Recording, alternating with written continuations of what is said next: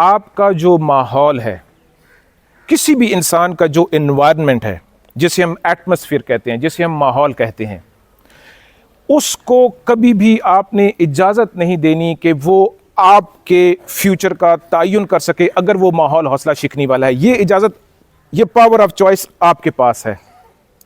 अगर अब्दुल सत्तार ईदी साहब अपने माहौल को इजाज़त देते तो वो कभी भी अब्दुल सत्तार वो वाला ना बन सकता जिनको हम आज जानते हैं। इसी तरह से मिस्टर बीस्ट, इसी तरह से जहांगीर खान, इसी तरह से अरशद नदीम, इसी तरह से कई और लोग।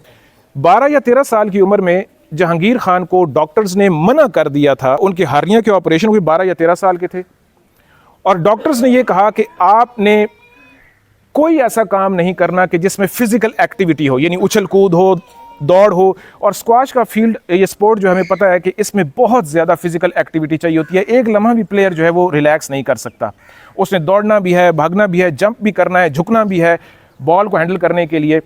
और यही वो बंदा है कि जिसने 555 लगातार मैचेस जीते इंटरनेशनल लेवल पे।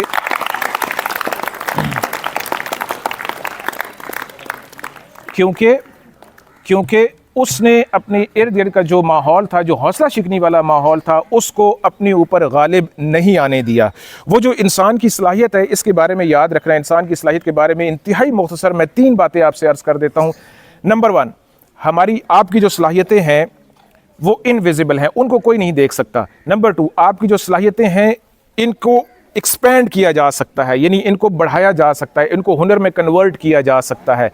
और नंबर 3 ये कि सलाहियतें जो हैं वो आपके पास आज की तारीख़ में, इस लम्हे में पहले से आपके पास अल्लाह ताला ने, क्रिएटर ने आपको सलाहियतें दे रखी हैं। अब ये आप पे है कि ये सलाहियतों का बैंक अकाउंट जो है इसको आप किस तरह से इस्तेमाल करते हैं, किस तरह से इससे फ़ायदा उठाते हैं। जो आखिरी बात है जो मैं अभी आपसे अर्ज़ करना चाह रहा था वो ये है कि कभी भी अपने माजी को, कभी भी किसको, अपने माजी को कभी भी आपने अपने हाल के बराबर नहीं समझना। आप जो मर्जी आप माजी में कर बैठे हैं, जो मर्जी आप माजी में आपकी परफॉर्मेंस रही है, माजी कभी भी अपने माजी को अपने हाल के बराबर आपने नहीं समझना। आपका माजी हमेशा आपके हाल से छोटा होना चाहिए। ये पावर ऑफ चॉइस आपके पास है।